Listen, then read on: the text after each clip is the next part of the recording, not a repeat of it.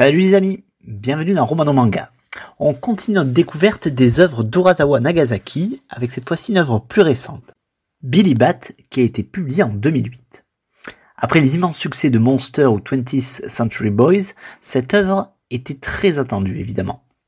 Alors pour commencer, de quoi parle Billy Bat? Petit résumé.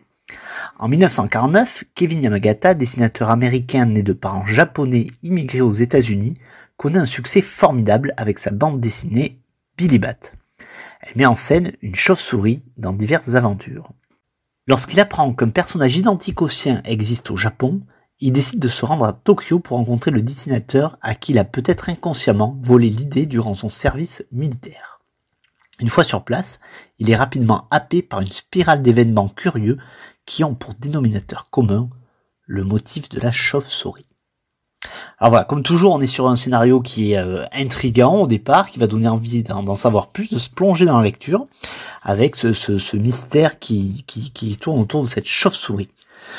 Donc entre mystère et mystique, on retrouve un petit peu Urasawa, qui va user de sa virtuosité habituelle pour nous transporter, et cette fois-ci, il va nous transporter dans une promenade à travers le temps.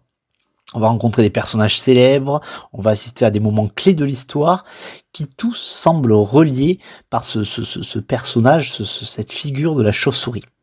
Alors là, dit comme ça paraît pas, mais Billy Bat n'est pas très accessible. C'est le moins accessible des œuvres de Urasawa. En termes de scénario, on n'est pas dans quelque chose de linéaire, il y a des rebondissements, des changements de temporalité. L'intrigue est donc un peu moins lisible au départ et on est attiré par cette chauve-souris, mais on a un petit peu de mal à comprendre quelle est sa motivation. Alors si on compare avec Monster, un autre point de différence, c'est que, bon, comme dans Monster, il y a beaucoup de personnages, mais là ça va même plus loin, puisque les personnages principaux peuvent à un moment changer, disparaître complètement, puis réapparaître plus tard. Donc on a vraiment plusieurs personnages principaux, et toujours une galerie de personnages secondaires extrêmement bien travaillés et très marquants.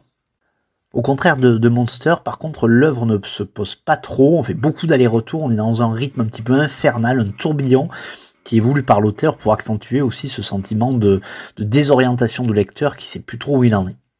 Donc avec Billy Bat, Urasawa Nagasaki ouvre vraiment une nouvelle thématique, on sent qu'ils sont plus matures et donc ils abordent des sujets plus personnels avec des questionnements autour de la création artistique, la création de BD, avec un personnage bien sûr qui est un dessinateur le plus souvent.